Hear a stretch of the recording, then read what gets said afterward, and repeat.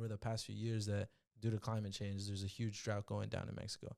And to put those people in a circumstance where it's like, we know you're suffering, but let's tailor our product to where we take advantage of your suffering and you have no choice but to buy our product. Yeah.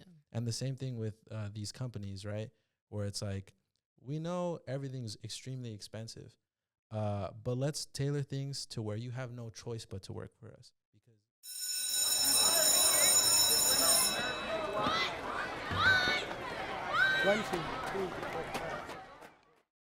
What's up, everyone, and welcome back to school. But don't worry, everything is cool. I'm your host, Jalissa, and of course, I am here with the boys, Steve and Brandon. Say what's up, you guys. What's up? And how y'all doing today?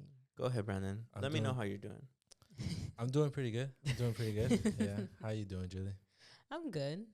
It rained yesterday, which was really nice. Yeah. And I actually had my day off yesterday, so it was cool. Very cool.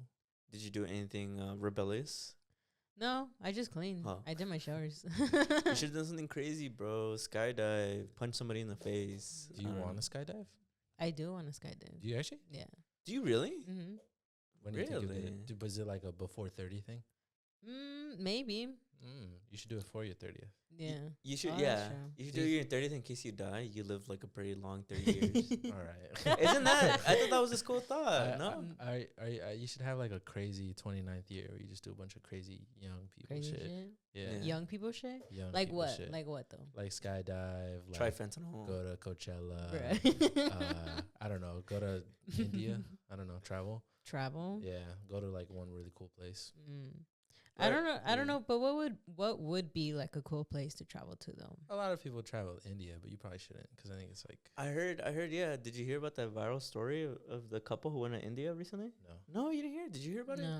It was just this guy. He got beat up, and then his wife got censored. I don't know if I can say this. Assaulted? Basically assaulted. Yeah. By 7 different men at the same time. Damn. Yeah, and they uploaded this long video on Twitter talking about like why you shouldn't go to India right now. It was insane. I saw it all over Twitter. It was like on fire. I don't know if anybody who's listening has heard about it. I've seen an uptick in content which talks about how traveling in general has been pretty bad.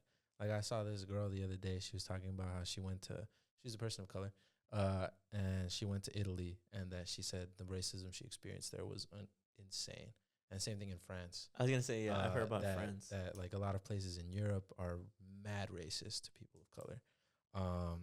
And I think now too, I guess, I don't know, everybody's just, I don't know. Why do you think there's such an uptick in against travel right now?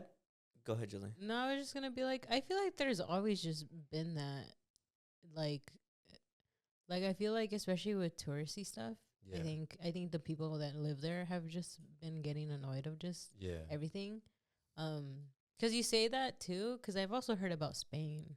And how Spain is really like Just gonna name every Just country. every yeah, country. like they're especially racist towards like, you know, like black and brown people, Mm-hmm. and like even more to like I guess Latinos, Mm. 'cause they're like, oh, there was another TikTok about it too where she was like speaking in like Spanish, and then they're like, that's not how you say it, like this is Yeah. how you say it, or like this is how we talk here, and they were talking, you know, their own like Yeah. Spanish or whatever. I think that's why for me, I never really liked traveling, or the thought of traveling never came to me. But it was more of like when people would go to like Hawaii or like Yeah. Thailand or like the Philippines, and I was kind of like, a lot of the touristy harms a lot of the actual residents and people who live Yeah. there. And I think for me, that's why for a while I wasn't for it. I haven't really heard that much about other people, because people still like to travel. Like Yeah. people are always like, that's like their bucket list of like traveling all over the world. Yeah. But for me, for a good while, I mostly always just considered that, because I feel like I saw it here, you know, with like, in a way, it's kind of like gentrification, Mm-hmm. where I saw it like they appeal more than they make the neighborhood be better just to appeal to the white audience, right? And or like white people. And so that's why for me traveling kind of seemed the same way. But I guess the other part was the fact of me traveling by myself was a little scary as a woman. I was kind of like, I'm a little scared to just go Yeah. like out and about somewhere where I don't know anything. And also the other thing is just like laws. like laws are different in different countries, and like especially as a woman, like there's maybe certain places that I can't go, and I don't know that because of like the language barrier and stuff. Yeah, because like I mean, obviously we're a show we've shitted on America's problems, but at least in some parts of the world, it isn't as progressive as some parts in here in the United States. And also specifically, we live in California, which is a very progressive state. Yeah. But I'm glad you're bringing it up because part of that video that I was talking about, some guy had quote tweeted it on Twitter, and he wrote this like long paragraph about it. I read it because I wanted to actually hear his perspective. He was this white guy who talked about how and he's traveled for the last 5 years of his life. He's gone to China, he's gone to India, he's gone to Europe or whatever. Yeah. And he talked about how he experienced basically racism or prejudice as a white man for the first time going to these places, and how he felt that somehow media here in the United States had almost lied to him, because here in the United States, obviously, we always check white people for their privilege or for other advantages they have as somebody born from that background. Yeah. And he talks about when he went to these other places, he felt like, if anything, he was the one who was more in danger, because or danger is maybe not the word he used, but at least more of the attraction. Yeah. Like he talked about how when he was in China, he was constantly being looked at, constantly just being poked, constantly people wanted to take pictures of him, because he would be in places where you don't see a white person for maybe years. And at least from what I took, and he talked about, this is something that I don't agree with, but this is what he said.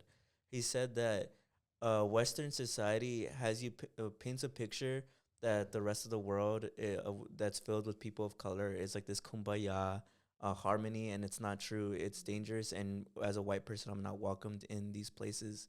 And I talked about how, I thought about how I feel like his interpretation of that is wrong, because I feel as though he went to a place where he's the minority and he experienced simply what we as people of color as minorities experience in the United States. And I feel like he was trying to somehow validate, like, you see, as a white person, I'm oppressed too. And I don't agree with that specific take, just because he obviously went to a place where he is the minority.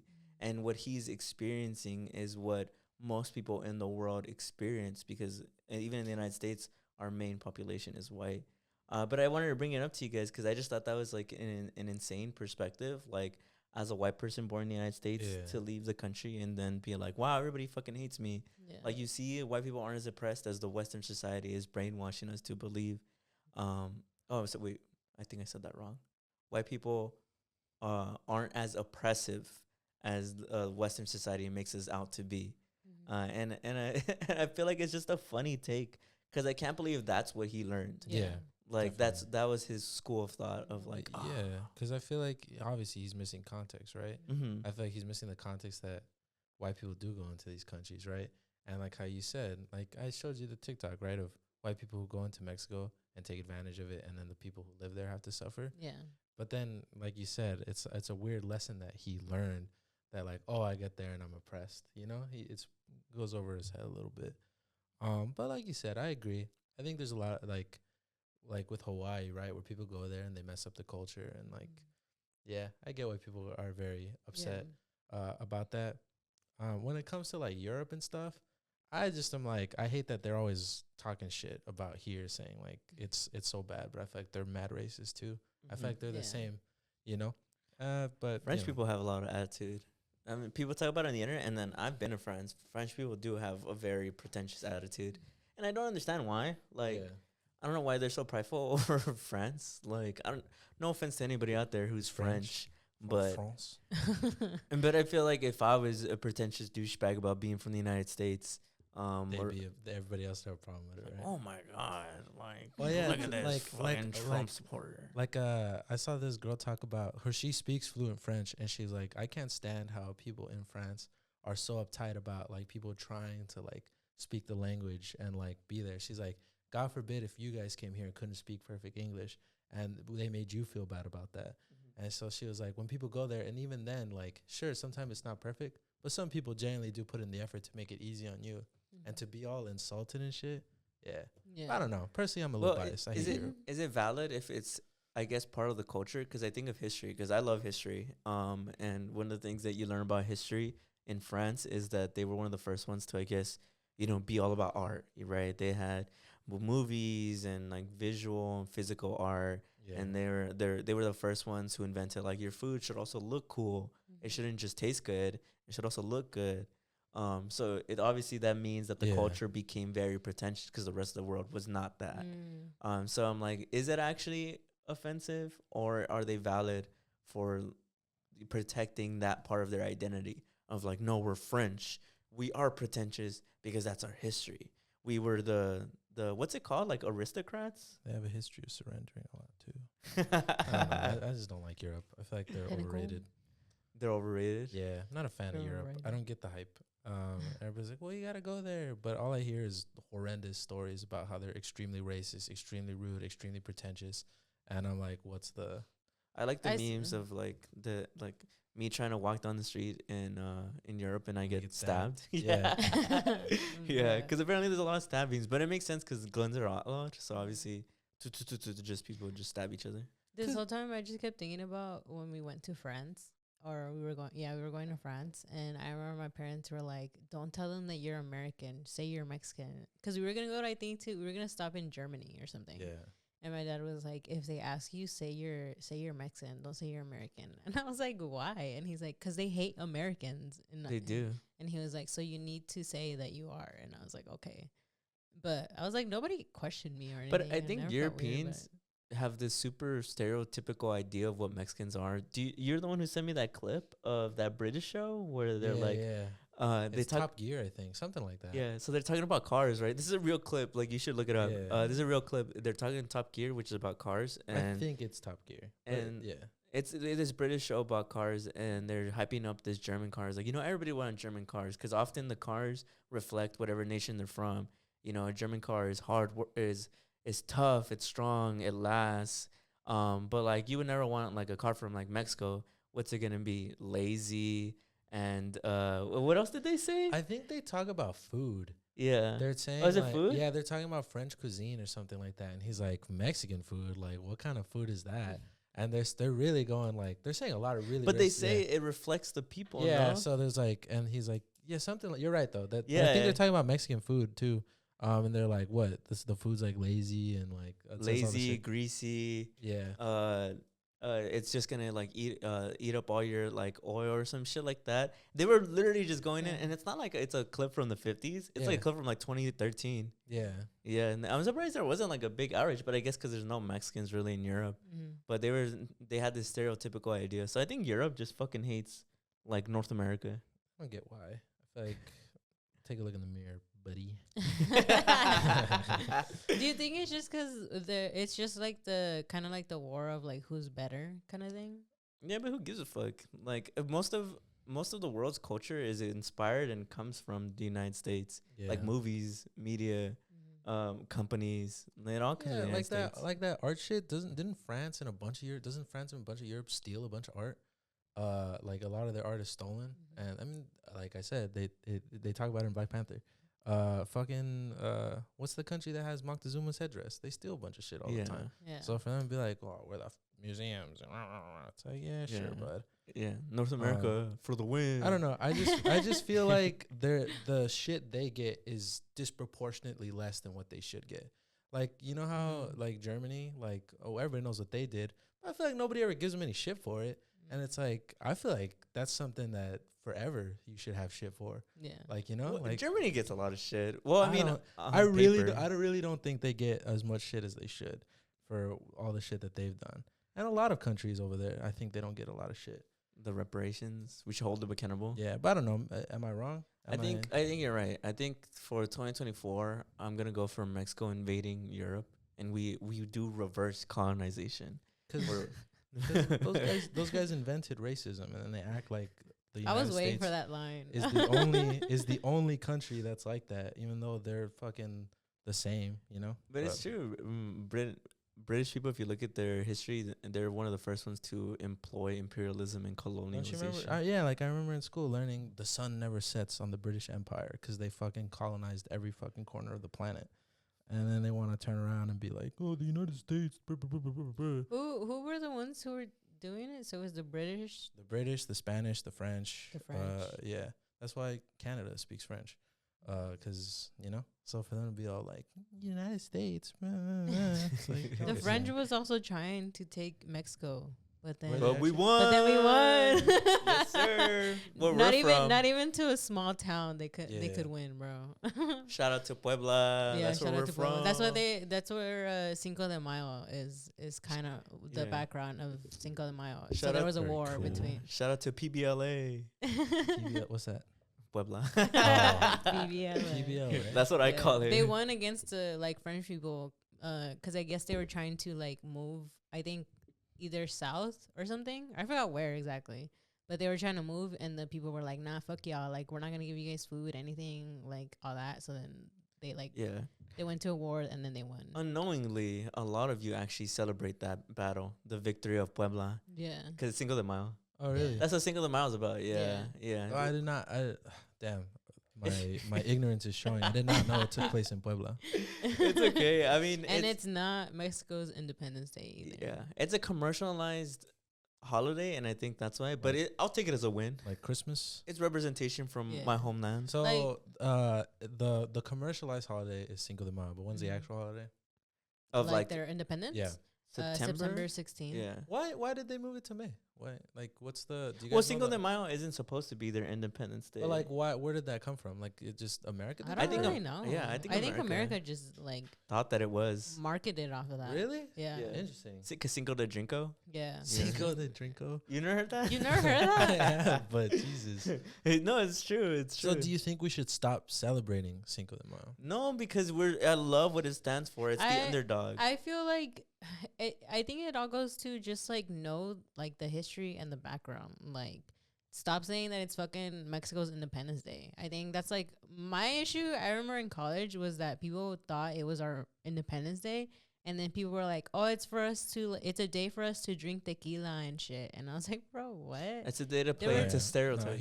here's the quick Google search answer. Cinco de Mayo is a holiday that celebrates Mexico's victory over the French at the Battle of Puebla on May 5th, 1862. It's not really a popular holiday in Mexico, but in the United States, it has become an important way to commemorate Mexican culture and heritage, especially in Mexican American populations. So it's not their day of independence; it's just the day they won the battle. Yeah. Yeah. Oh, They that's just sir. they just won a war. okay. That's cool. Yes, sir. Okay, then Yes, It's sir. like if we started celebrating all the wars that were won here in America or some yeah. shit. But Like- like the war of San Diego, there's a war in San Diego.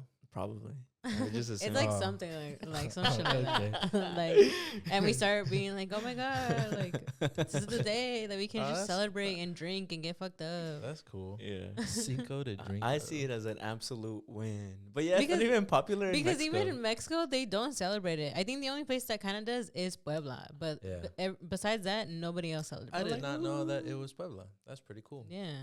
Pretty cool. It's amazing. Very cool.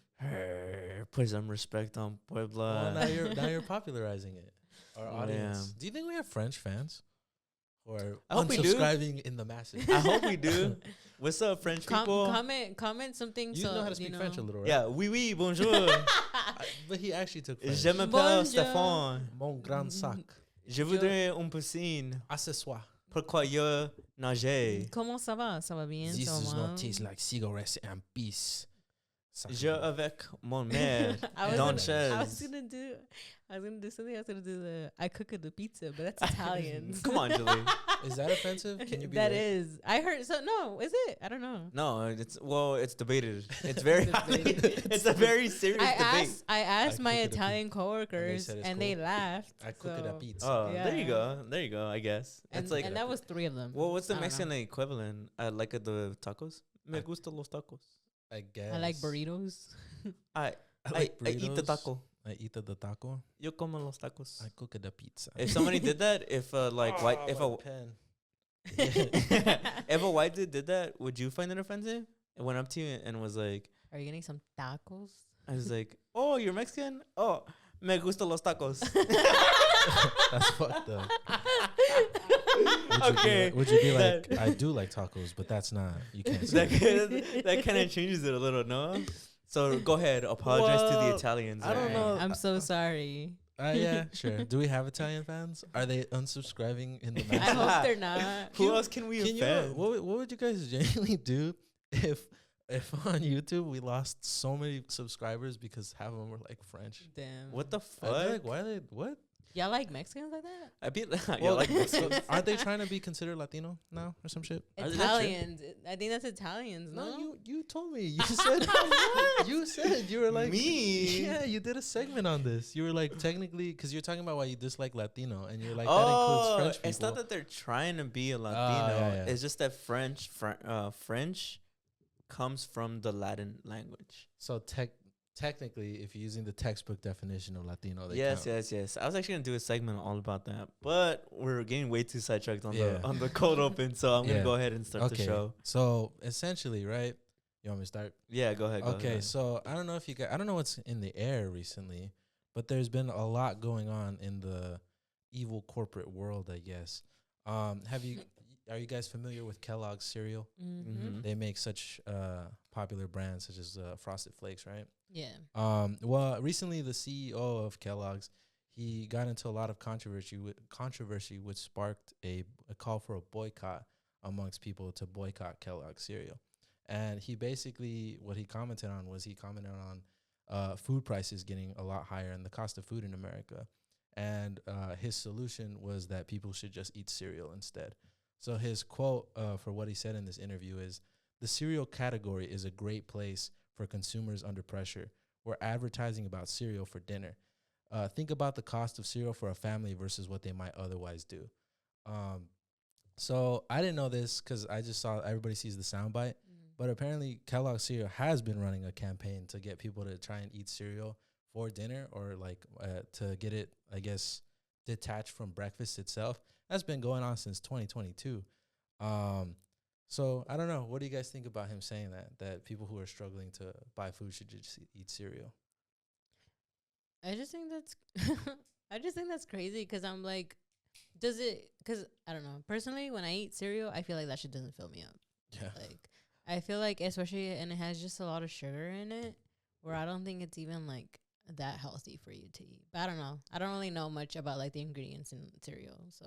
But I assume that just from like eating it and me personally having some, I feel like it doesn't really do much for me. I feel like it treats people as if they're cattle or produce because it's just saying consume and you will feel better. Yeah. Or consume anything that we can give you and it will be sustainable. And that's not true. I mean, we learn about it all the way. If anybody who grows up in the United States, they show you need different fruit groups to function. Yeah. Well, I guess for me, the way I thought about it is like it's kind of like you're saying like just eat kibble, like people are just dogs, right? Mm-hmm. Because like, well, obviously it's extremely tone deaf. Like people can't afford food, and the price of food is skyrocketing. Yeah. And so to say, like you said, like to be like, oh, just eat cereal. Like it's kind of like, do you just eat cereal? Yeah. No, you don't. You eat like all the food groups and you eat all the best fucking foods. rich and all those guy. things. Yeah, well, because I was going to say that. I was like, the fact that he's a rich guy telling us that, like, you guys should just eat, like, cereal because it's, like, it'll be way more affordable for you guys who are, like, suffering or, like, can't buy, like, proper food. Like, that seems so, like, I guess, twisted in the fact of, like, he's making the fortune out of just all of this. And, like, he's a what? He's a millionaire, billionaire, whatever he is. Like, he has a whole bunch of dollars and he's telling us like how we should eat and like what we should be eating for specific times. And it's kind of like, that's so weird and so twisted and so like, I guess, ignorant to like say that to people. Well, it's the modern day equivalent of the Marie Antoinette. Let them eat quote, cake. Let them eat cake. Yeah. And in that sense, have you ever heard of that? No. It's in history. I'm surprised you haven't heard about that. It's this legend. It's not true. Yeah, first she of all, didn't say that, she didn't yeah. say this, but it's this legend about how during the famine in France. Wow, what are the odds? It's full circle, Right? It's full circle. During the famine in France, allegedly Marie Antoinette, who was the princess or the queen. Well, do you know what her official title was? Let me Google It was one of those. She was the princess or the queen. She was quoted as saying, "Oh, we're running out of bread. All right, then let them eat cake."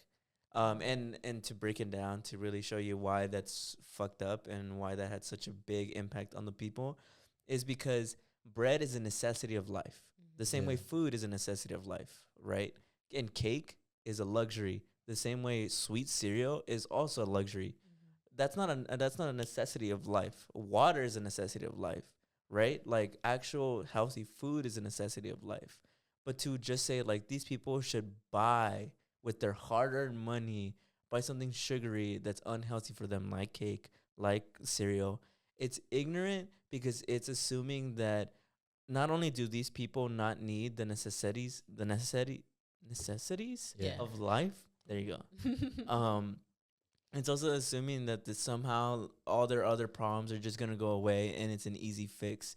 And you, as somebody who's an elite, Mary Antoinette or the Kellogg's president, can't even fathom the how low people are in an economic crisis. Well, it's just extremely dismissive of people, right? Yeah. I think that's what cause yeah, I looked it up. She's the Queen of France.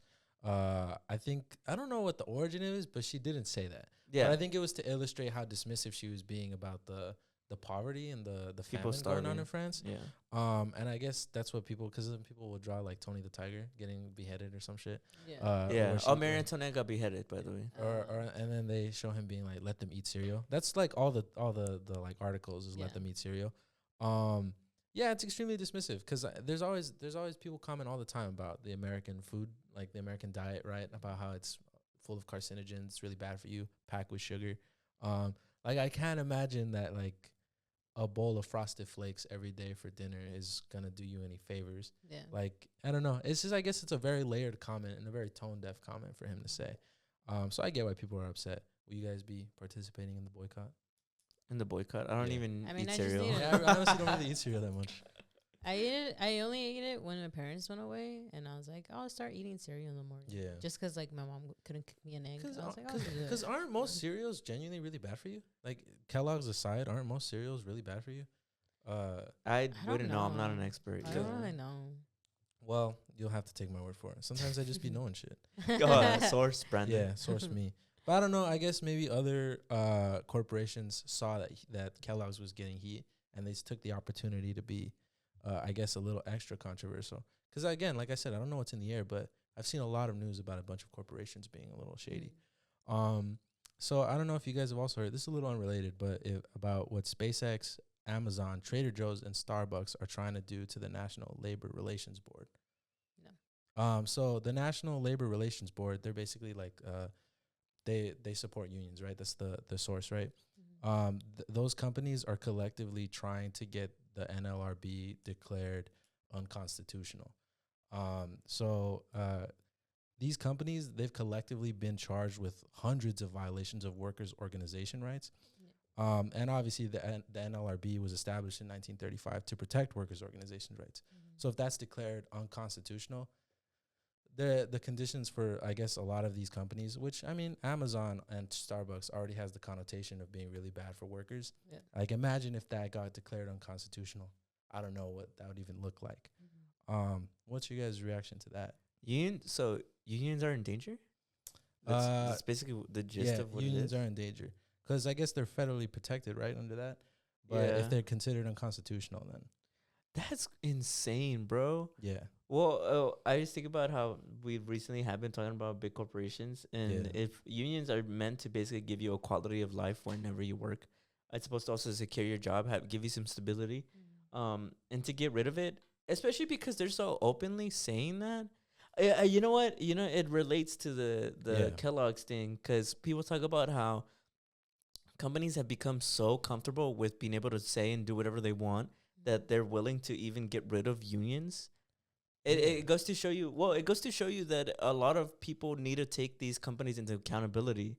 Like, it isn't something you just brush off and you're like, well, the Kellogg's CEO is tripping, or like these Starbucks things, like, wow, I can't believe they're doing that. Shameful. It's like, that's literally fucking baffling. They're trying to make you, well, I don't want to use that word, but they're trying to make you like you're just like an automation, like you're just a piece of a tool that should just be used and then discarded. Yeah. Like you're expendable. Well, I guess it's I think it's a very layered topic, because you sent it where Mark Cuban talked about taxing robots. Oh, yeah. Well, because that's already a real fear, and that happened. We saw that with the strike in the writer's strike and the Actors Guild, right, where they're afraid of being replaced by AI.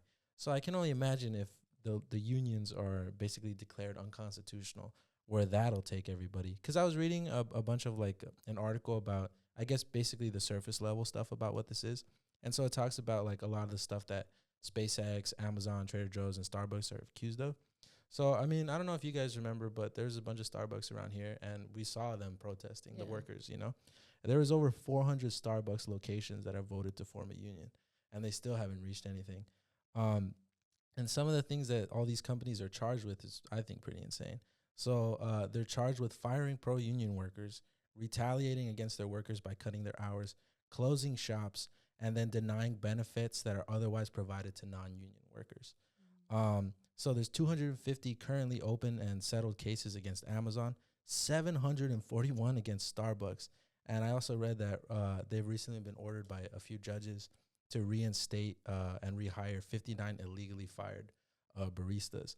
And then SpaceX, what I saw, because I guess that one was kind of the outlier because it's not really like I don't know, they don't really sell anything like to consumers. Apparently, the what's going on with them is a lot of workers who work for SpaceX have constantly raised concerns over Elon Musk that they say, it was very vague, but they were saying that he'll make comments and it makes them uncomfortable. Or like he'll say things about working conditions and they've raised concern about it. And in response, they were immediately fired. But I guess like, I don't know, that's really shocking. And then people bring up the recent Trader Joe's bags about how that's a distraction, how they don't want you to like know that Trader Joe's is trying to actively remove unions, because they get the same thing. They've been charged with denying benefits and retaliating against their workers. Wait, what's the Trader Joe's bags? So I don't know if you've seen people have tote bags from Trader Joe's. So they release new tote bags in different colors and they're smaller. They're just like mini tote bags. But I don't know. You remember when those Stanley Cups dropped and everybody was lining up? There's like a bunch of videos of people lining up. Oh, there's like a fad going on? Yeah. Just like trendy. Everybody's Yeah. just buying it. Everybody wants like the small Trader Joe's. The bags. small Trader Joe's That's bag. sad, bro. I don't Yeah. blame those people who like fall into those fads. I just think that's sad that almost like animals, like they're like, look at your shiny new toy and be distracted and play with it and don't give a fuck about your living. About what we're doing to our workers. Yeah. Why do you think people get so like, I guess, into that? I think that what I've learned from college and high school, because I took classes about like consumerism and just like American media, there's an actual chemical in your brain that lights up whenever you spend or buy something. It's kind of like serotonin. It's the same way how your brain kind of lights up when you get likes on your post. It's this sensation of goodness that you feel because you feel ownership and you feel like the money that you're spending was somehow earned. And so when it's something new, whether it's like the tote bags or like the PS5, it makes you very excited and it makes you very happy to own this. But it's a short, what's the word? Kind of instant gratification. Yeah, it's very short term. It doesn't long lasting. Yeah, it instantly goes away. I mean, you've seen it. You ever were so excited to get something new, and then once you got it, you didn't care about it as much. Yeah. It's the same thing. So I think that's why I don't blame those people, because it's just human nature to like be excited about products that you buy. Yeah. But it's saddening that I guess you have to be self-aware and understand when something is being used as a distraction. Yeah. Yeah. I don't know. I just think it's one of those things that I guess sounds outrageous. Like, what? They're going to declare labor unions unconstitutional? But I guess after Roe v. Wade, I'm not surprised. Not surprised, just more like, I guess on paper it sounds like something that'll never happen. Because in the article they mentioned that this has been going on for years. That obviously corporations do not want that because they don't want to give you benefits. They don't want to pay you reasonable wages. Yeah. They at all costs they'd rather not do that. You know. So of course, if they can get rid of that, they will. But I guess the tier of these corporations, I guess, is a little scary. Because SpaceX, I think that one for me was personally really shocking. Just because, not because of who's behind it, just because of, like, I don't know. They work with NASA. I don't know. I guess there was this connotation that that's not even in their stratosphere of stuff. But to have SpaceX and Amazon, Elon Musk and Jeff Bezos, the two, they constantly go back and forth over the richest man in the world backing this. I don't know. It's pretty scary to me because I wouldn't be surprised if they're successful in doing that. Yeah. But then after that, I don't know. I don't know how things change after that. Because right now everybody's talking about, like we said, like food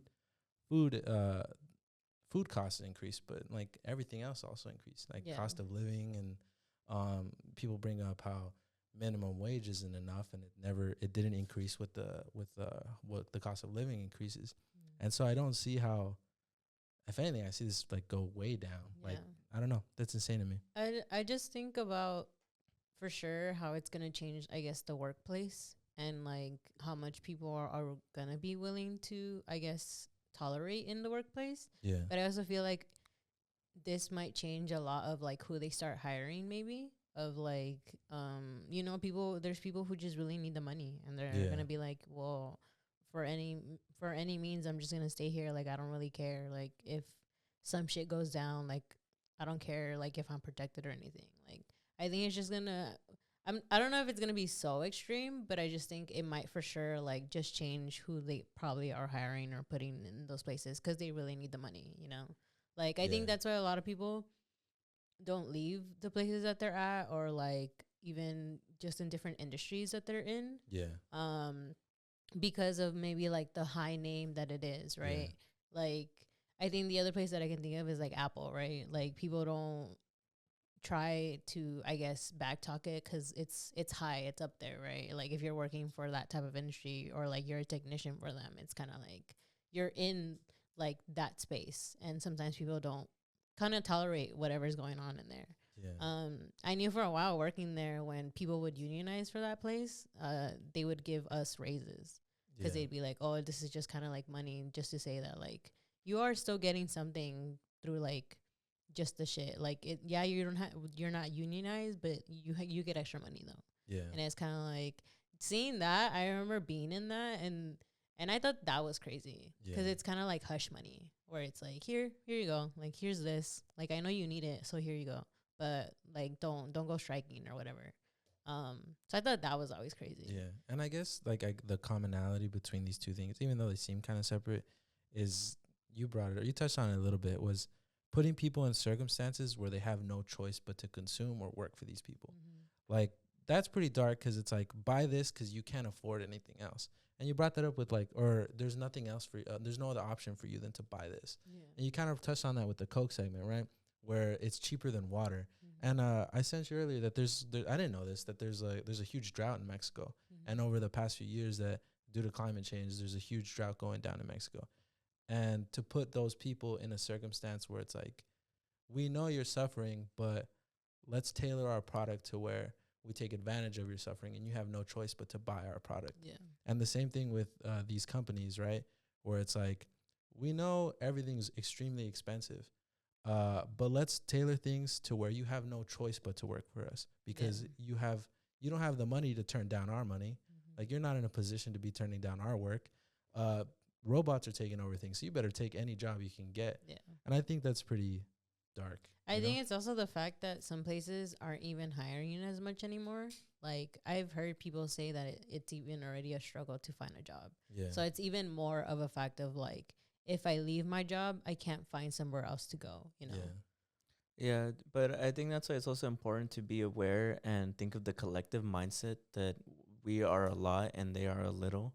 And I don't mean it in the sense of like, let's destroy their buildings. I mean, if you want to, that's what you can do.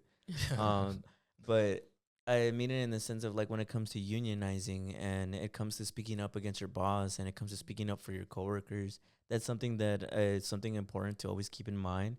Because all I'm thinking about is how these billionaires and these people who own these companies are slowly ending the world because of, you mentioned the climate change. The climate change happens because of big corporations. And then they try to insensitize all these people who are too poor to even afford basic necessities. And obviously that's just going to lead to a lot of death, a lot of poverty, and eventually something's going to break. There's going to be a breaking point. It's not going to be like that forever. And what I don't understand is how billionaires don't understand that there's going to be eventually something that happens. It's either going to be that enough people are fed up, or enough people have just unfortunately gone through a tragedy. It could, Yeah. you know what I'm implying. Yeah. And that's why I think the most important thing is to be aware of the fact that you are not alone and that there is strength in numbers, Yeah. and to stand your ground. Don't let these fucking corporations take advantage of you. And it's difficult. It's easier said than done. But I feel like the biggest thing is to be aware, because some people, you've met people who are like, I don't give a fuck. I'm gonna just work. Yeah. And I don't blame those people, because like you said, sometimes you don't have the money to be Yeah. like, I don't give a fuck about your money. But I think that if enough people are like, fuck you, I'm not gonna listen to you, you can take over the world. Yeah. Yeah. As I- a collective. Yeah, I just feel like it's really hard because especially in like this certain industries, Mhm. right? I think people also grow up with like, passions and dreams of like where they want to be. Yeah. And it's kind of like they put like some of these, I guess, corporations on these high pedestals, right?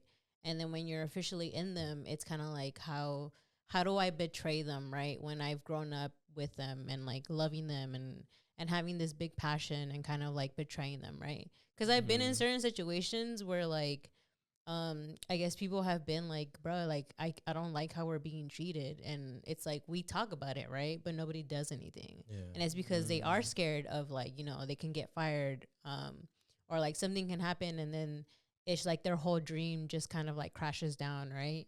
Um and it's hard. Like it's Yeah. really hard to get people kind of, well, because people understand. To It's stand just together. people are just scared to do it Yeah. because of that fear of like It's they're true. gonna lose a lot more if they do it, right? Yeah. And it's hard for Yeah. sure. It's hard. But that's what people say is the billionaires and the CEOs and all these big Plan. companies' agenda No, is yeah. to separate the individual so you feel more isolated and alone. Then you actually are. Yeah. Mhm. But I think this goes to show the importance of participating or just in being aware of like Yeah. the boycotts that are going on, or even because I completely forgot about this, but I don't know if you guys saw recently Wendy's said something very controversial. Oh yeah. Where they said Wendy's? Wendy's, the Did you the hear burger about company, that? Uh-huh. they said they were going to be experimenting with surge pricing. That's what it's called, right? Yeah. And Uh-huh. essentially, surge pricing is adjusting the prices of what you're selling based on demand. So they were gonna be experimenting with, let's say, I don't know, the cost of meat had gone up. This is just off the top of my head. I don't know if this exactly play by play how it works, but let's say cost of meat's going up, the burger goes from $5 to $8, based Yeah. on the demand, right? Yeah. And it's also based on the time of day that you go. So Yeah. if you go during lunch hour where everybody's trying to get some, it might be $1 to $1.25 more than if you went like at like 4 p.m. Yeah, but people heard this like because they, I guess, made the mistake of announcing it, and people immediately backlash upon backlash upon backlash, and they announced, I think, like a week later that they weren't gonna do that anymore. Damn. But that's fucking insane, bro. yeah. The fact that these corporations have the balls to say some shit like that, like it shows how effective. The fact that they backtrack shows you how effective it is to actually have a public outcry against shitty practices that corporations are always putting on. Yeah. Well, yeah, because at the end of the day, they're trying to get your money, and if Yeah. you're saying we're not gonna give you their money, they're gonna be like, oh hell no, you know. And money's fake, bro. That's what I don't get about Yeah. the corporations. Well, Like, because it did work. It has worked. Because with the boycotts, like at McDonald's, right? Mhm. McDonald's experienced like I think the lowest sales it's experienced in a very long time or Yeah. ever. One of Mhm. those. But needless to say, I think the takeaway is be aware, participate where you can. You know, these protests are important. And I think people should participate while they still have the upper hand, you know? and Right, one last yeah. point. Oh, I'm sorry. Go You ahead. go. And one last point. Don't be a fucking bootlicker. And you know what I mean. I don't mean as much as like don't kiss up to your boss. I mean like, you know how you point out Wendy's and McDonald's. Obviously, there's people out there who will be like, "But I love it. It tastes bomb." But don't be such a fucking bootlicker, bro. If like, cause like me, I definitely can agree that there's certain things out there. There's certain companies that I wish they had better practices, but I enjoy as a fan whatever they create.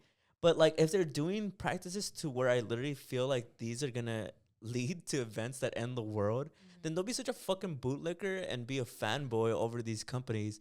All of this shit is fake. You know what isn't fake? The necessities that you need for life and the health of other people. That's not fake. Like I think of billionaires like Jeff Bezos and Elon like Musk. or Elon Musk. Well, what's weird about I really actually separate Elon Musk a little bit, but maybe I'll get into that later. I'll say why. I'll yeah, say go why.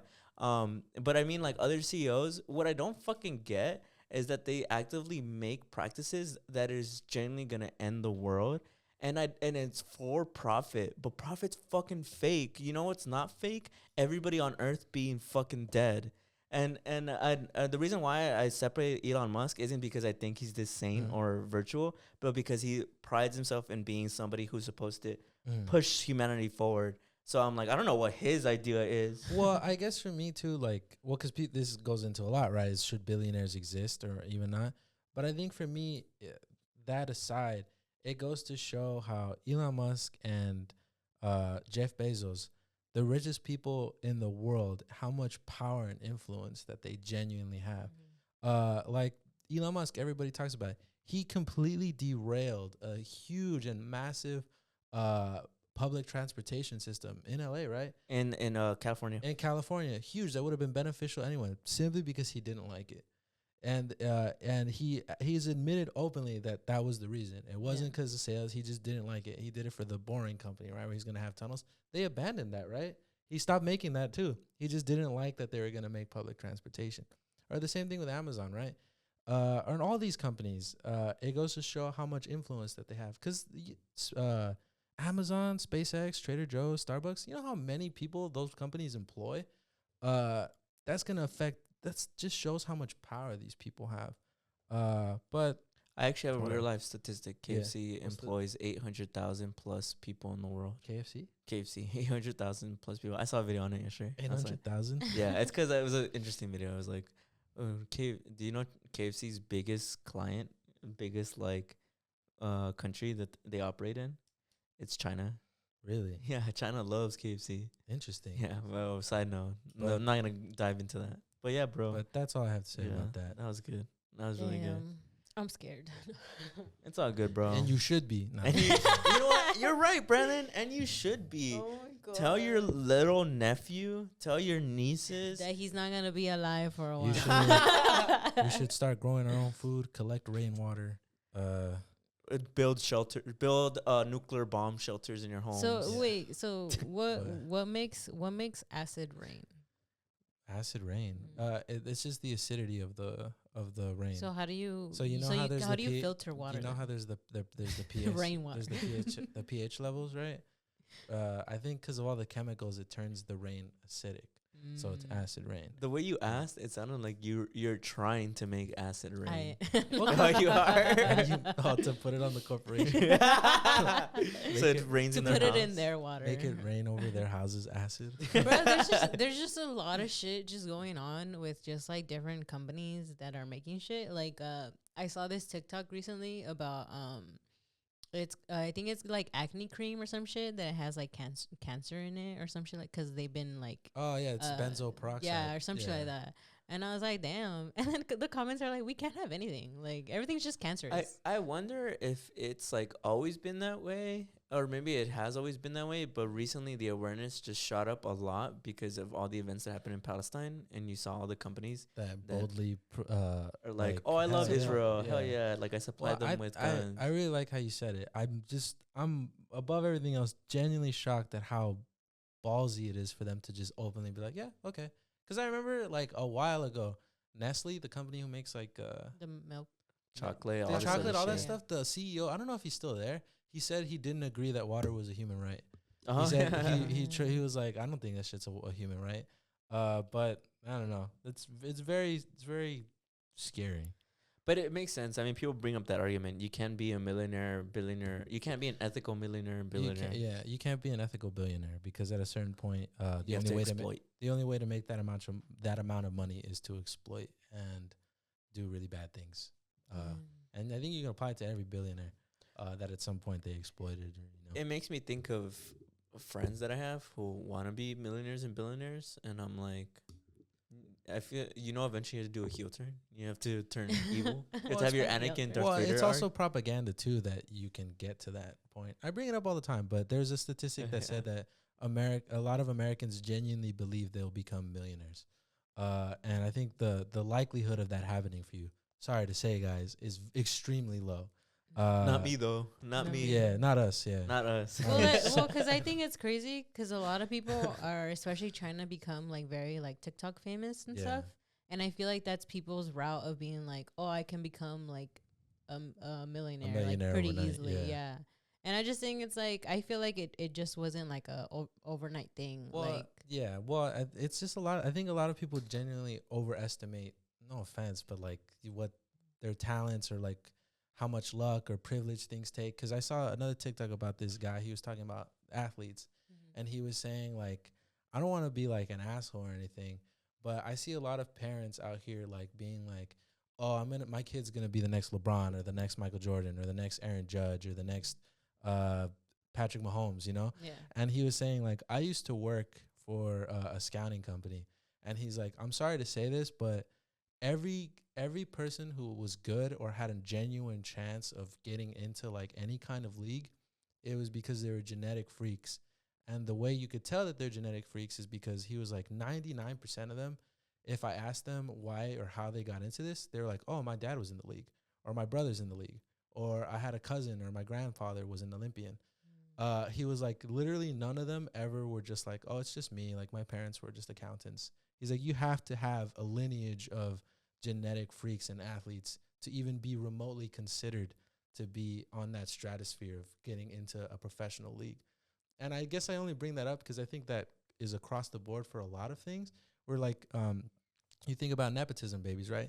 Like, there's always that picture of Elon Musk where it's like, oh, well, him hard at work in his college dorm, doing PayPal or whatever, which one. But they conveniently leave out that his dad was also a millionaire and that he owned like a diamond mine and he gave him like $1 million startup, right? Or the famous Donald Trump line, right? A small loan of $1 million, right? I think people drastically forget that unless you come from wealth, the chances of you achieving wealth are few and far between. And the people you see doing that who are, achieving these famous feats or whatever it is, there's something like extremely unique about them, or there's something that is a statistical anomaly. And that's why I don't get why people ride so hard for these people.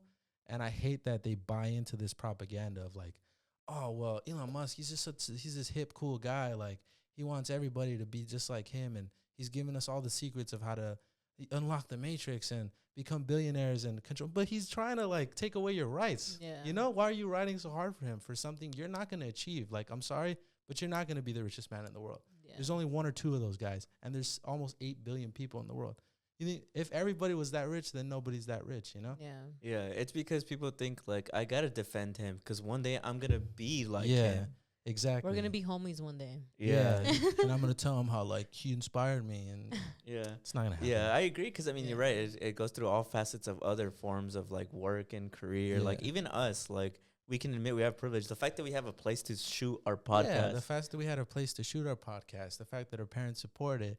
I mean, like, the fact that we went to college, the fact that we had jobs, or or the money to be able to buy this equipment, right? The fact that we our parent company TGN was like, you guys are we just like the way you guys are. That was an extreme stroke of luck. The original company we started at was very much like, we just like you guys. And then we met Saul, and another Saul was extreme stroke of luck. That he was just like, I really like you guys. Here's all the industry secrets. Yeah, like, you know, and we're not even that big. Yeah, like, we're not. We have a few viral clips, and we've gotten a lot of cool stuff.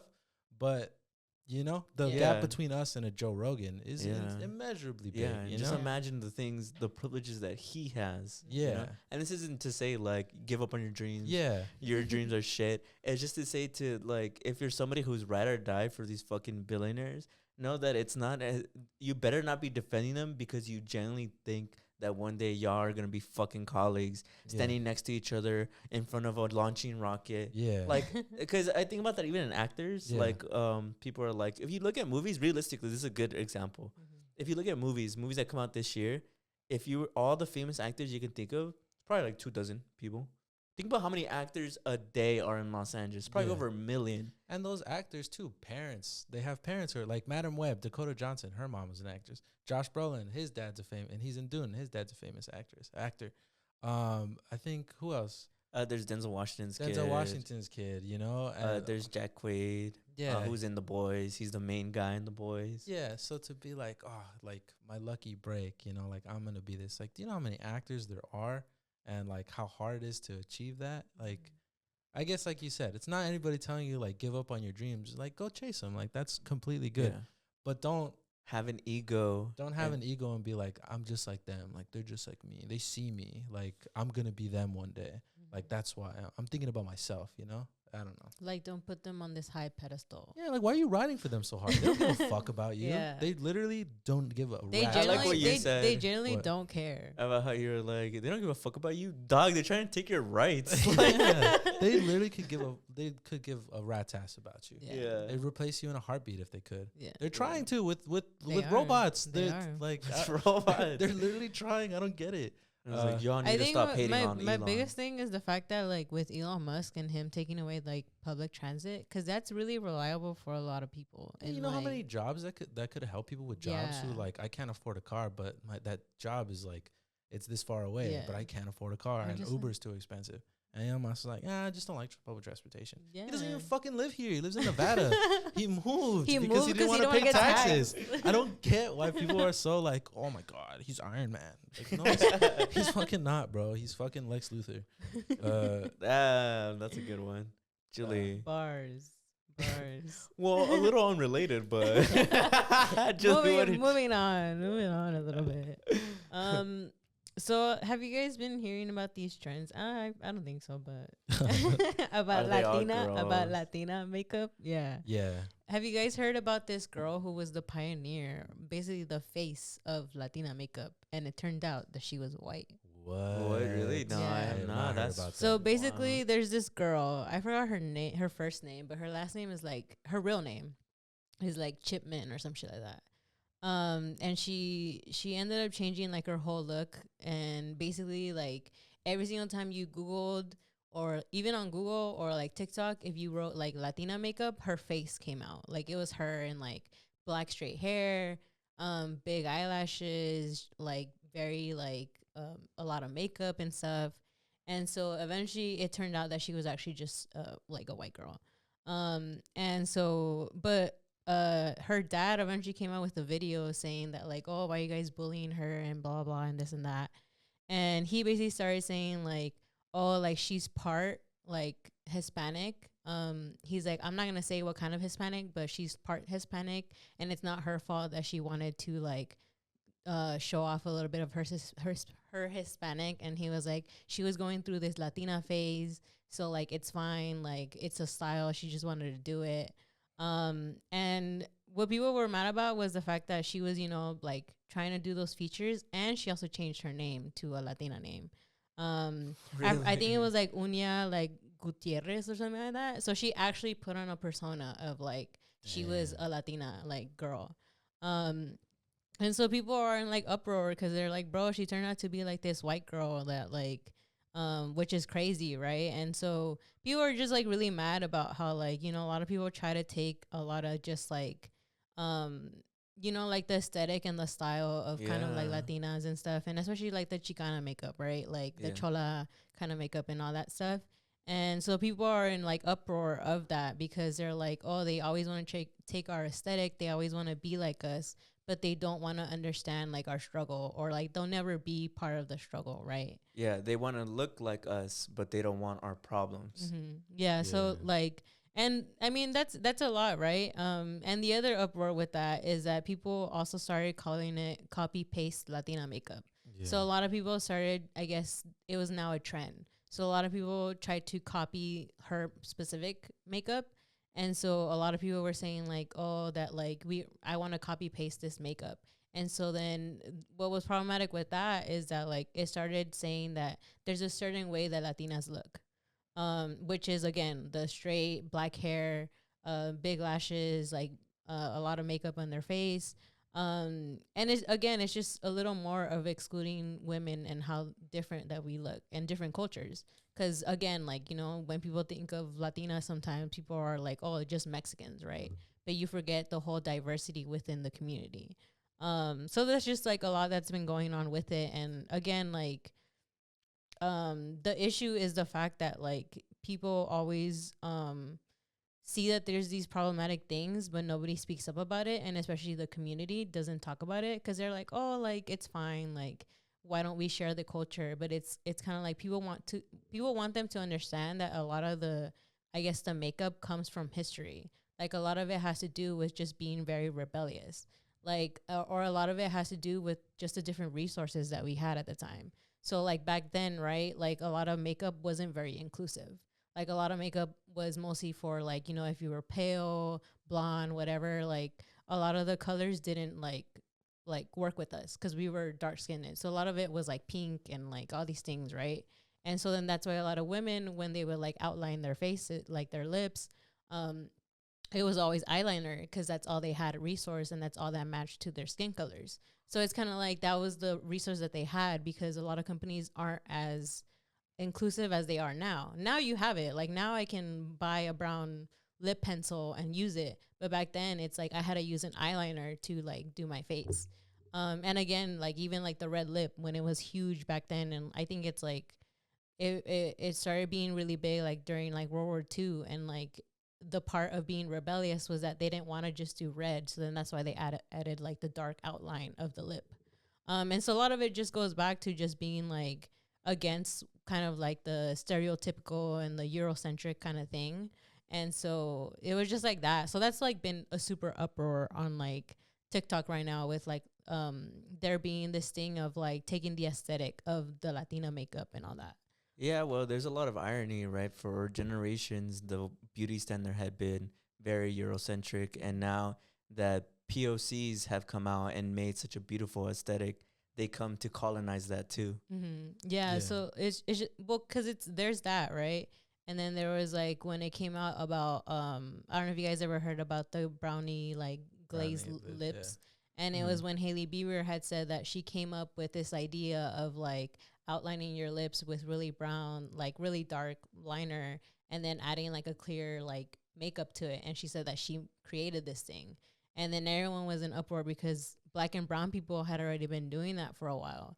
And then because she did it, it became this huge trend that everyone was doing.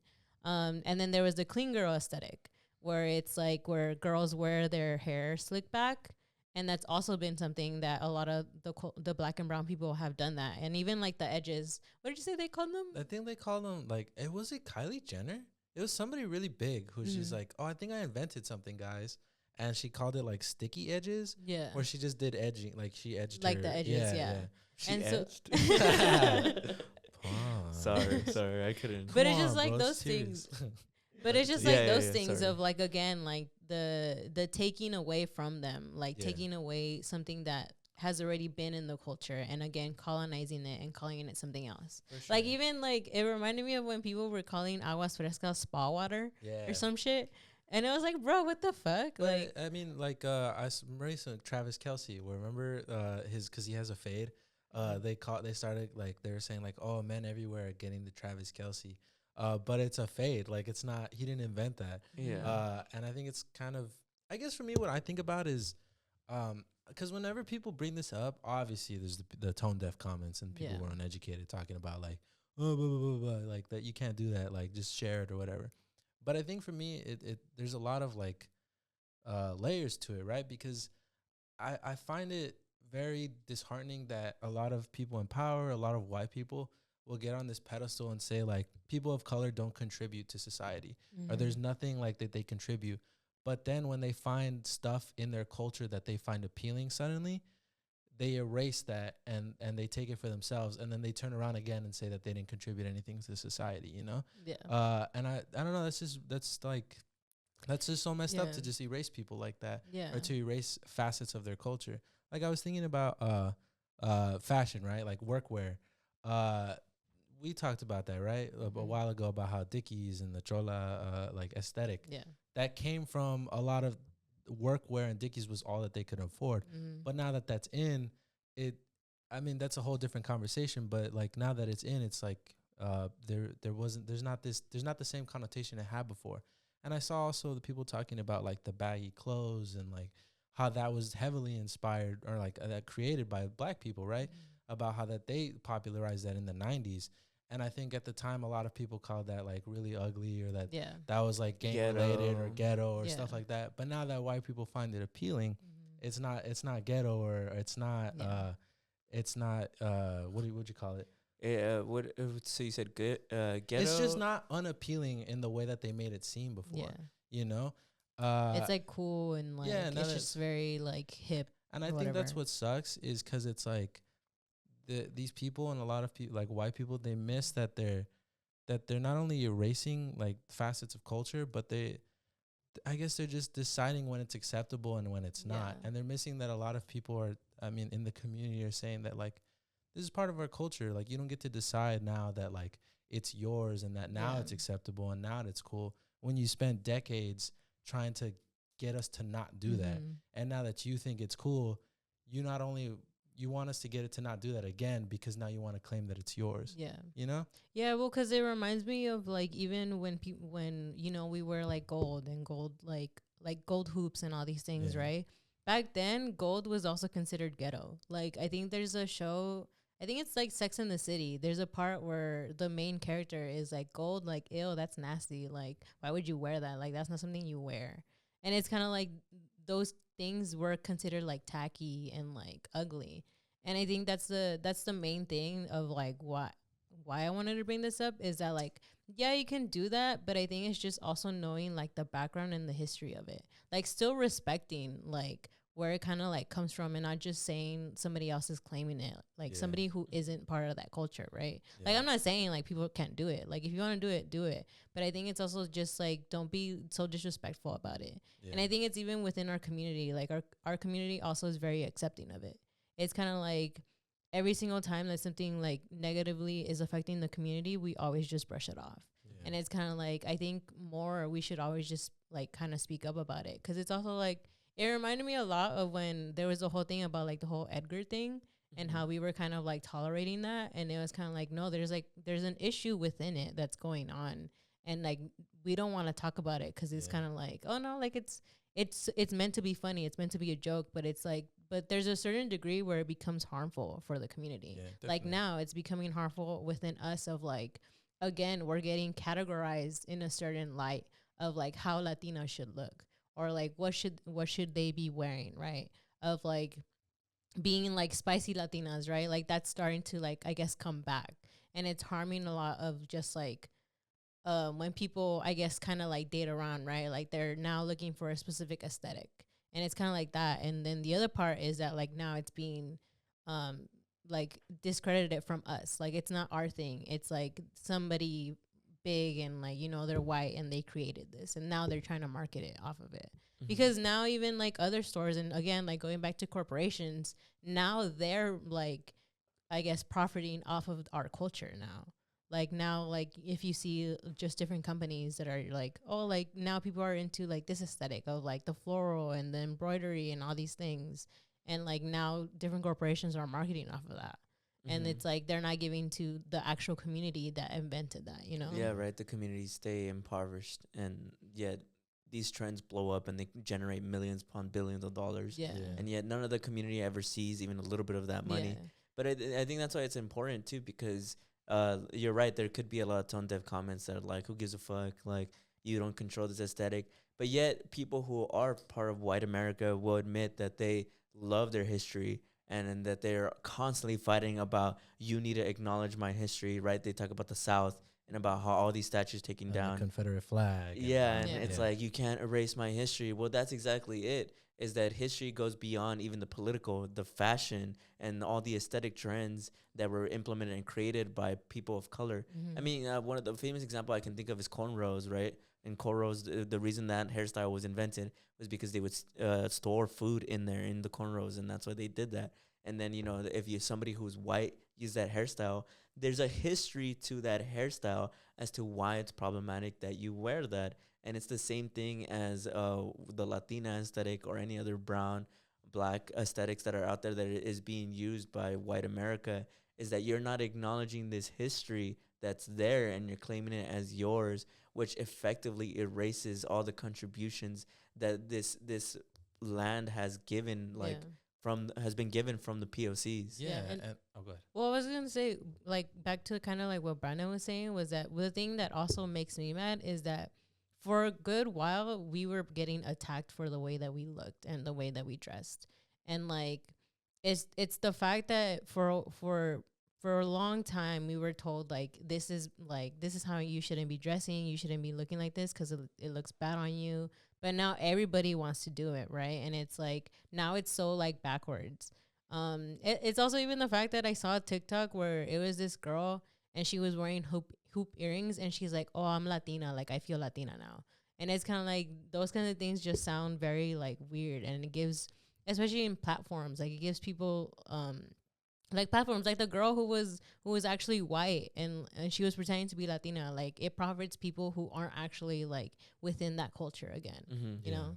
Well, they reap all yeah. the benefits is what's, I guess, the biggest problem, right? Yeah. Is they're getting all the money, all the recognition, all the credit for something that they didn't create and aren't even, like, in that instance, I'm sure, I'm not familiar with her, Yeah. but I'm sure for it to be news, she was obviously really popular. I mean, to be considered the face of Latina makeup, she Yeah. had to have been very popular. And she Mhm. probably made a ton of money off of something she probably has little to no knowledge or in-depth knowledge about. And even if she does know about it, Denzel Washington touches on this when they ask him like about what representation means, and he says like, well, there's an aspect of it where you have to have lived it, you know, like it's one thing to know and respect it, but to be a part of that community and to know what it's like you guys can't take off the discrimination. Like she can wipe off her makeup and there's like she can just walk down the street and not be discriminated against, Yeah. right?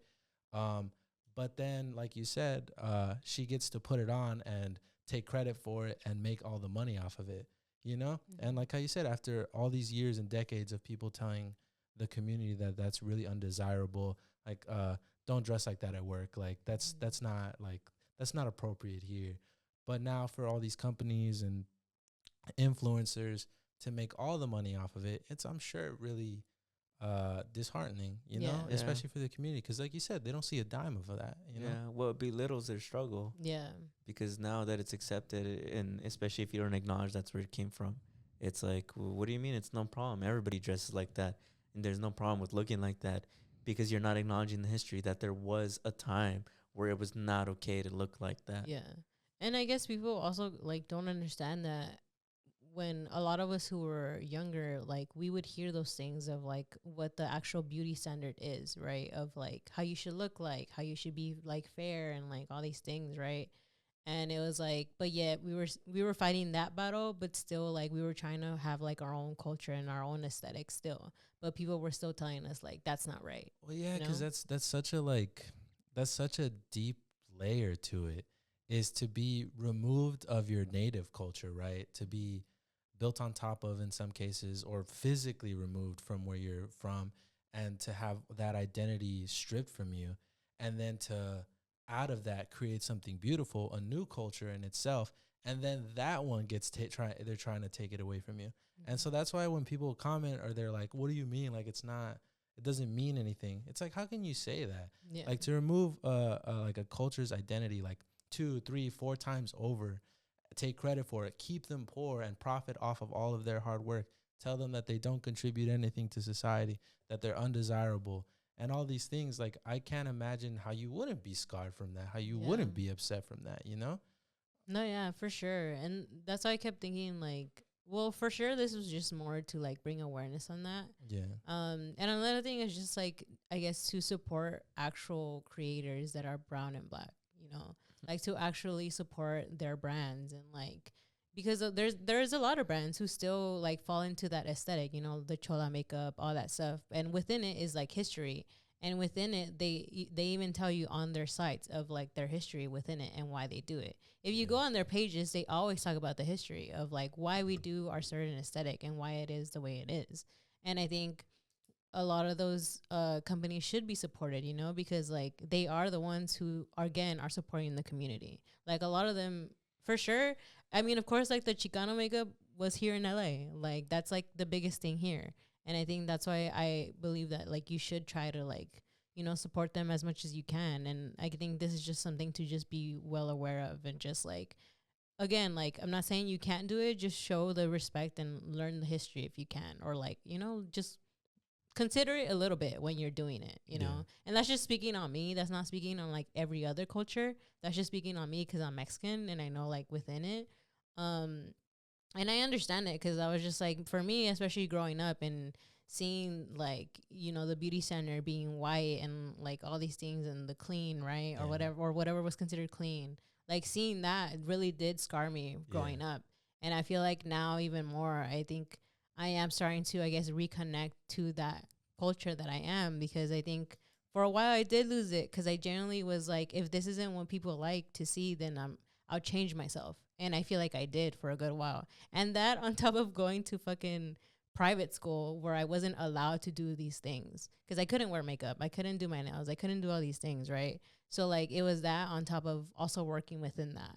And so like for me it's kind of also rediscovering myself, but then to kind of hear that like there's also this kind of going on is also very disheartening to kind of just know about. It's just crazy. Side note, have you guys seen, I saw it like yesterday. You know who Cher is, right? The singer? Have you seen those pictures where she does shows in a full Native American headdress? No, I haven't seen I it. think That's like it's a really popular like facet of her act. Like it's not like this small little thing. She's done it like since her beginning, and she still does it today, where she wears a Native American headdress. And people talk about how like it's weird how nobody really calls her out on it, because I think she's 1/16 Native American. And it's if you look at it, it's not even like a small subtle thing. She's like in an almost it's a whole like it's a outfit. whole getup. Yeah. You know, I don't know. It makes me think of that, where it's like people just kind of do shit like that. Yeah. And they don't really. I don't know. That one was insane to me, but I guess it's hard when you're a minority because you're the few. Yeah. You're the few, and especially somebody who has power, they have a lot of influence. So if you're the few, it's hard to then be the influence against the bigger influence. No, yeah, for sure. Well said. That's why we gotta bring everybody else up, though. Yeah, that's why you gotta look out for your fellow man. You gotta help out everybody. Julie, are you? But yeah, that was mostly it. That was good, bro. I think that was very important. I think as a dude who doesn't know shit about makeup, I feel like you did a very good job of educating me into why this makes sense, into why it matters. Because I'm a Latino. Yeah. And it relates to my topic, actually, because the women are trailblazers. They're doing a lot. And Latino need to start stepping up. And the reason why I say that is because analysis shows that Latina representation in higher education is growing faster than that of Latinos. Wow. Brandon, What? do you qualify as a Latino? I mean, like, qualify? I guess not qualify. Qualify is the wrong thing. Do you identify as Hispanic, whatever you want to call it? I don't know. Hispanic, Latino. When you answer like those like questions, what do you put? I usually just put Latino, but I feel like I'm not entirely sure as what I identify as. I feel like I'm in a very unique predicament in terms of like my background, because my dad is that. But like I said, I think I can keep a conversation. I know what you guys are talking about. I have it in my dad is that, you know? Yeah, you've been around people. Yeah, my dad has the Pachuco Cross, and he lived that life, you know? Yeah. So I'm not going to sit here and pretend like, no, that's not part of my history. But I really think that there's a facet of certain cultures where it's like, there's just a big portion of it that I think you have to live as well, or have to have experienced, you know? And sure, yeah, I think maybe I could consider myself Latino, but there's times when I'm like, I don't know, you know? So I don't know for certain. That's valid. I can't imagine that type of like dance that you have to do too, because what's specifically sticking with me is the part that you said that there's a certain extent where at that point you have to experience, I guess, what it's like to be a Latino. And I that's such a wishy-washy place for you, just because since I also grew up around you, I know we grew up around fucking paisas ass Mexicans, like, so it's like I feel like you kind of did. It's just that like, well, there's when you were removed from that situation, you didn't experience the same way. There's just aspects of it that like I feel like you have to acknowledge, right? Like, I'm white passing, so like there's aspects of it that I won't relate to, which I have to acknowledge as a privilege, you know. Yeah. Bro, I'll die as I don't know, who knows how long I'll live. Maybe I'll live to be 250, but I'll die standing by that I don't think you're white passing, and not as an insult. No, as a more of like, I look at you and you're like, what do you mean, this fool? Well, I guess for me, it's like I've always felt like I don't think that's for me to say. Yeah. I feel like it's for me to acknowledge. And people have said to me that I'm white passing, and if people can say that to me, then I think I consider I'm check that box of white passing. I get, you know I what I guess mean? so. Yeah, Uh, it just takes one. Yeah, I guess But what if they fucking hated you and they were just being a hater? they could be, because I feel like I don't look that white. The truth comes out. Because I don't know. I feel like especially with this, I don't know. Julie, does he look white passing? he's just really light skinned, but Yeah. like There's I see the Asian and Mexican in you. Like I see Yeah. both now. Like Yeah, hey, white chocolate's still chocolate, right? I guess so, right? But yeah, okay. I don't know. How do you guys feel if I consider myself Latino? Does that bother you guys? Not No. at all, man. I feel like you've Join the experienced club. it with us. But do you think that other people might have a different interpretation? And I They'd don't be think, wrong. or do you think you guys only say that because you know my lore? No, because like again, like I feel like how we were talking about how things get categorized, right? Yeah. Like a Latino or Latina like should look in a certain a specific way, right? Yeah, But I feel like that really just takes away from like the diversity within the community and the fact that there's just there's different things, and like even more now that like like cultures and like people are like starting to people date, like Yeah. there's black, there's brown, there's white, like people are dating around, like, and I think because I feel, especially now being in like an interracial relationship, of like I feel for like biracial kids of like them also having that identity crisis, because like within their culture, if they're Mexican, right, like and then like for you, right, we're Mexican and Asian, right, but like your Mexican family doesn't accept you because you're not full Mexican, and they're like, no, you look more Asian. And then your Asian side doesn't accept you because they're like, no, you're more Mexican.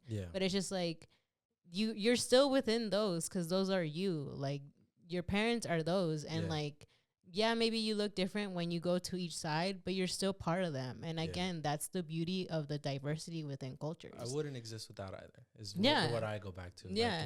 Like And I feel like again, like it just discredits or it takes away a lot of the diversity. Like again, like the Latina thing, it's like they see you in straight black hair, but then there's people who have curly hair like me. Like I'm not part of that aesthetic that people say. Like I don't fall into that. I have the eyeliner, like I'll do that, or like I'll draw brown on my lips, like I'll do that, and the gloss or whatever. But like there's just certain things and certain features that I don't have that people kind of fall into this aesthetic. And again, it's like it's erasing those people, and it's erasing even more like within like the Latino community of Afro Latinas, like it's also erasing all that, So I don't know. I think the biggest, I maybe it's just me, but I guess I'm not trying to speak for everybody who comes from a mixed background. Is that I think people who come from like distantly mixed backgrounds kind of muddle the waters a little bit. Because I think there's a like logic, sure how she's share like that, or like logic, right? I'm not denying like I think that like specifically with him, right? Like because I think he's a really good example to illustrate what I'm trying to say. Is sure, like he has a black background, and I never would say like you don't get to access that part of your culture. Like that's part of him, and that's fine. Like that's part of him. But it gets really weird when how he looks. He just looks like a white guy, and that's fine. Like he looks like a white guy. But I understand that people feel a certain way when he starts saying like the N-word, or he starts saying stuff like that. And I think that's why I'm kind of like, I feel like there's certain aspects that you just have to have lived to be part of that culture. But I understand for some people it doesn't, like, that's why I don't know. It's a slippery slope. But that's why for you, I think what's different is that you still have some features of like your cultures. Like that's the thing. You're not like overly removed from them. They're still there. For sure. But I think the people who are really removed from them kind of muddy the waters for the people who are. Like there's always I've seen those TikToks of people of the poetry. Where people, have you seen that one chick? She said I'm white. Obama was a mulatto or some shit like that. Did you see the new one? She's a white Latina. Yeah, where they, where it's like, or like people who don't have the features, they overly compensate for not having it. Where they'll be like, there's that one where she's very visibly white. She has blue eyes, blonde hair, extremely white features, and she's like, I don't look Latina because I don't have a burrito or tacos and stuff. And I'm like, nobody talks like that. Yeah. Like nobody does that. And I feel like people like that really muddy the waters. Because I'm not trying to She say for real said that. if That's you have a crazy. distant I know. background, it's not okay to like explore that or Yeah. get educated in it or include certain facets of that culture in certain ways. Like, oh, like I want to educate myself on the food, or like look at my ancestry, or like participate in certain like movements or this and that. But to boldly like be like, nah, I'm the same as you, I know every struggle you go through, I think is a little weird. No, You yeah. know? I don't know. Like, yeah, it's like if you were like, nah, fool, I'm from Mexico. Yeah. I'm on. Like if I was like, bro, the police, like, I completely understand. You know, I don't. That's a facet of like, you know, like my stories that I told you about me and my fucking brother. like yeah, like Yeah. like I. It's like if you went into my other brother, you're like, I know, right? The police, bro. I know, bro. I've been there, dog. Like you know, Like they pulled me over. They said I was speeding, dog. I was going like 61 on a 60. yeah. They clearly Racial they profile. saw me and they were like, his skin, man, leather oak tree skin over Remember here. them being you like, know? oh. Probably like, I guess. I don't know. I'm But dead. yeah, I get going back to my segment.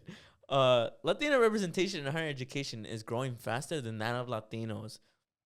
Latinas are enrolling in and graduating from Hispanic serving institutions at higher rates than Latinos, according to Excelencia in Education. In 2021, 53% of Latina adults had earned a high school education or less, while 29% had earned an associate's degree or higher. Almost half of all women, 48%, nearly 2/3 of the total Latino population enrolled in HSIs are Latina. And then it's true too that specifically though Latinos, like Latinx or whatever you want to call it, like people who are of in that category. It says in a study of Pew found that in 2021 nearly 2.5 million Latinos held advanced degrees compared to 710,000 in 2000. Goes to show you that the number of Latinos with advanced degrees has more than doubled in the last 20 years, according to a new Pew Research Center analysis. The study found that Hispanic Americans also saw the fastest growth in degree holders of any major race or ethnic group from 2000 to 2021. And the highest of that group was the women. The women had the highest percentage at 291% compared to 199% for the men. Boo. You guys had almost 100% more. Isn't that crazy? Because for men it was 199% and for women it's 291%. Asian Americans saw the second fastest growth at 264% for women and 167% for men. So even in Asian Americans, it seems to be that women are the leading in higher education. So yeah, I just want to give a shout out because it is Shout Women's out to History Month. Month. Women's History Month. And I want to give a shout out to all the Latinas out there who are in higher education because I know it's not easy. There's this perception that I think a lot of families still stay traditional, that women shouldn't pursue anything that isn't revolved around being a traditional mother caretaker. And so I know it can be hard for a lot of people out there, especially if you're an older sister, because I have an older sister and she tells me all about it. You guys will meet her one day. I'm dead. Shout out to my older sister. shout out to women in STEM, bro. Yeah. For real. Like an actual STEM though. Because I hear that shit's fucking hard. An actual STEM. Well, because because I've heard a lot of stories and like I read a lot of stories about like again, like me being in like kind of like the sports and entertainment industry, right? And that's different from the actual STEM, right? But like to eventually hear and like for me, I've experienced it being in an environment where it's predominantly, you know, men and white men, you know, it's not very diverse. So to only imagine that women who are studying in like engineering and in technology to even hear that even more within that, right? That it's predominantly still a lot more men and it's and even like the way you get some degrees or some of your certificates is still very male like dominant in the way that it's run. So to kind of hear and like to actually see women succeed in getting their degrees in those things, like even more, like I praise them Yeah, that it's right. even getting higher, and especially as brown women, Yeah. like to even more to say that, because especially now in these times, you do think about like the things that are being invented, and it is a lot more helpful to have women in that room because of those things of like men don't know the experience of what women go through. So now to finally have women that are going to create inventions or discover things scientifically or whatever that is, to finally have women in those rooms is going to help the rest of us. Yeah. Damn, Definitely. Julie, really well said. Hell yeah. I completely agree, right? Yeah. Because like, oh well, you said it all. Oh, I'm sorry. I won't mansplain it. Well, you said it best. Yeah, you said it really well, Julie. Yeah. That yeah, I just wanted to know, like, well, honestly, you basically said, I was gonna ask you, like, as a woman, How as does a that feel? Latina who was in higher education, Yeah. how did it feel? Like, was it hard? I feel like for sure, and I know I've talked about how I finessed it, but but it was. I feel like just in general, I think again within the culture of like being raised, because our mom was kind of raised in that way that her mom told her that like women shouldn't go to school. And I think for me it was a little different in that my parents wanted me to go to school. And for sure, I think I mean, and I know that this is myself that I did it to myself of like I didn't know what I wanted to do, but I think it was just more that my ideal was just that I needed to graduate of college just to say that like what the sacrifices that my parents made for me, and everything that they had been doing because they were always working, like they were, because again, like we went to private school and private school is not cheap, and like even college, like I went to San Francisco, like I left the city, and even then, San Francisco is also really expensive. So for me, it was more of like, I need to graduate because I need to make their sacrifices worth it. Um, and that was all my plan. My whole entire plan was always to just graduate from college, and that was it. Like after that, I had no idea what I was gonna do. But my thing was always just to graduate from college, and I feel like it really helped me. Like as much as I guess kind of did talk shit about it, it did really educate me a lot, and like college really taught me a lot of like how to network, how to just like find the jobs that I am, and through that, like I mean, I feel like if I hadn't gone to college, we also wouldn't be here. Like I met someone in college who was doing podcasting too, and that's kind of how it led us to this. So again, it's just like the different interactions and the different things that I lived through within college and education that really helped me and led me to where I am now. And I think that's why I'm like really grateful for it. It was hard for sure, like especially being up there and being by myself. Like it was for sure hard, and I can only imagine for other people who are in institutions that are also predominantly just like white. Like for my school, it was very diverse, but you could still feel like within the industry of how it was still very much like like centered within like white industries, right? Mm-hmm. Like even then, right? Because a lot of my teachers weren't like people of color. So to even see that and to also feel that sort of belonging, because for sure I think that's what a lot of women and brown people kind of go through, black and brown people go through, of like feeling out of place. It's again with like I think it's called what, like imposter syndrome, of like having that and questioning yourself if you really belong there. And I think one of the biggest things is that you do, like you wouldn't belong there, like if you weren't there, like it just really means that you were meant to be there if you're there. You know? Wouldn't be there if you weren't meant to be there. Yeah, that's what I was trying to say. But Yeah, I could tell. I yeah. could tell. One thing, I know we're going a little long, so this will be the last thing that I talk to you guys about. Why do you think Latinas outpace Latinos in higher education? Like, why do you think that there seems to be a growth in Latinas going, especially because systemically, they should be at a disadvantage, right? Because of just generations and decades of there being a lot of extra obstacles for women to go to college, but now they seem to be outpacing Latinos. Yeah. I wonder if you guys have any theories as to why, because there's not really any theories as to why. Maybe it's because it's more accepted than ever. I think there's always been a history of, because you talk about it all the time, that a Latina or coming from that culture, right? The woman or the girls are expected to cook, clean, be a good housewife. I They don't want that, like, you know, and now it's more accepted than ever. You know, obviously there's a long way to go, but it's far better than it was a little while ago even. Yeah. And there's more, the opportunity to do that has gotten a little bit better, right? So I think maybe it's that. It's almost a little act of like, well, I don't want that, and now I have the there's a clear path, like there's a better path for me to do that. So I think, you know, coming from that, like even that little bit more of oppressive background of like, no, you stay in the house and you do all this, the housework. I can imagine how like it's like, no, I can go and do all this other stuff. I can make as much money as you. I can go be a CEO. I can do whatever I want, you know? So maybe it's that. Yeah.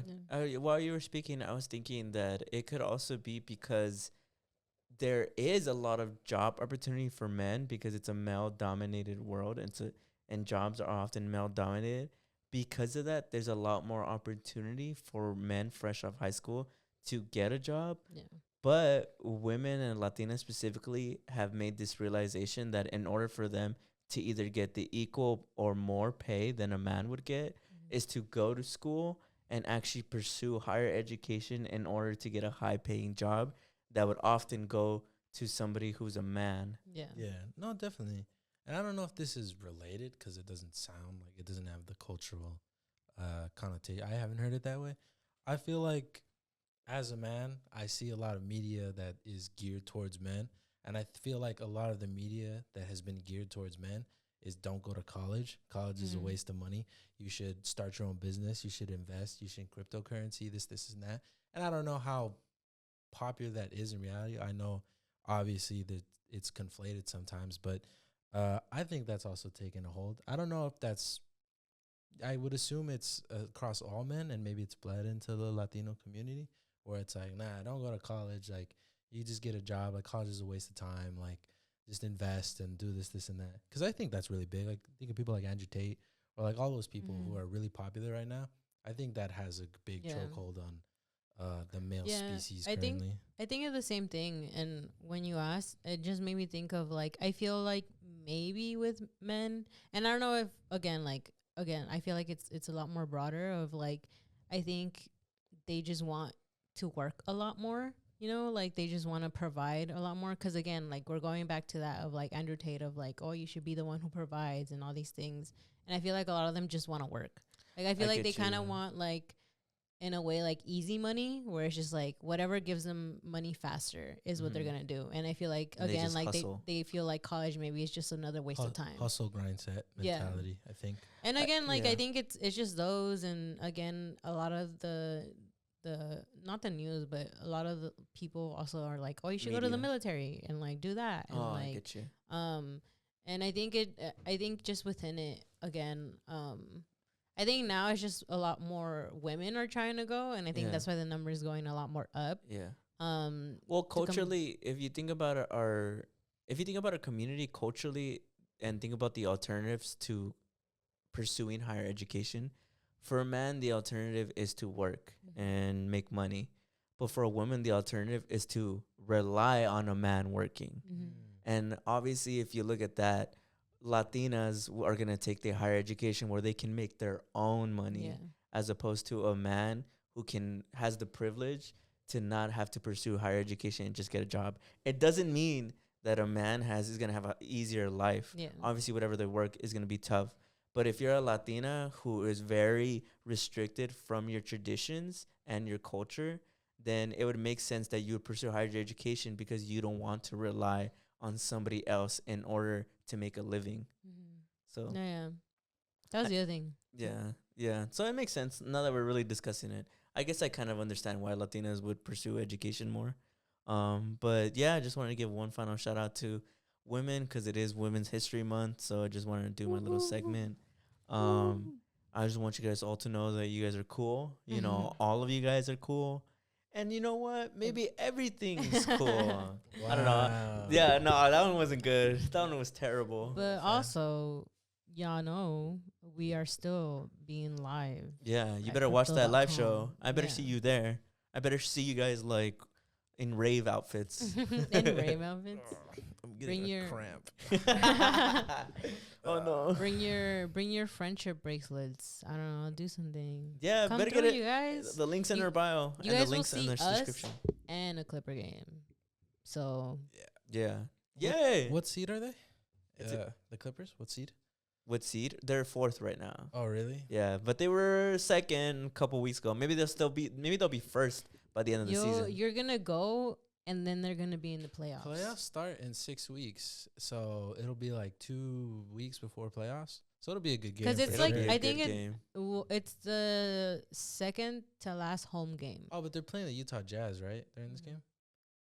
It'll still be a good game. It'll be a good I'm game. dead. This Um, guy. but You'll you know, for sure definitely. see the Clippers win. I Yeah. hope so. I hope so. You can see the Kobe statue at least. Yeah, Yeah, there's there a you lot go. you can do, and you get to see us. Yeah. Please Yeah. click that link. It's a cool arena. It's historic. In our bio. But speaking of links in our bio, our Patreon is also a link in our bio. And I got to do a shout out to our patrons because they keep this show up and running. Mhm. Shout out to Yoel. Shout out to Jada Chicano. Shout out to Daniel Villanueva. Shout out to Angel, or should I say Angela Zamaron. Shout out to Sarah without an H. Shout out to Carlos. And shout out to Steven Carbajal. Your patronage is greatly appreciated. And if anyone ever wants to join the Patreon, like I said, our link is always in the bio. We have a great library of a lot of great content. So definitely check it out. Mhm. We hope you guys enjoyed this episode, but we'll see you guys next week. See ya. Bye.